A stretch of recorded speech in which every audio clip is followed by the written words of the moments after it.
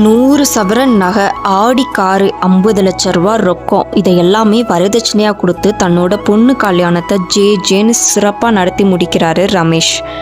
ரமேஷ் நல்ல பணக்கார குடும்பமான்னு பார்த்தாரே தவிர நல்ல குடும்பமான்னு பார்க்க தவறிட்டாரு. கல்யாணம் ஆகி கொஞ்ச நாள்லயே அவங்க மறுபடியும் பணம் கேட்டு பண்ண டார்ச்சர்ல ஸ்வேதா அவங்க கூட வாழ முடியாதுன்னு சொல்லிட்டு அவங்க அப்பா வீட்டுக்கே வந்துடுறா.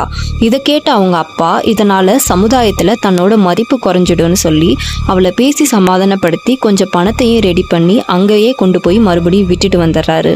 அடுத்த நாள் ஒரு ஃபோன் வருது. உங்க பொண்ணு இறந்துட்டாங்க.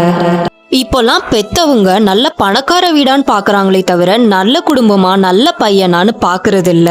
இப்படிப்பட்ட செய்திகளை கேட்கிறப்போ மட்டும் ஐயோ பாவம் இப்படி பண்ணிருச்சே, தவறான முடிவு எடுத்துருச்சேன்னு சொல்லி வருத்தப்படுறாங்க.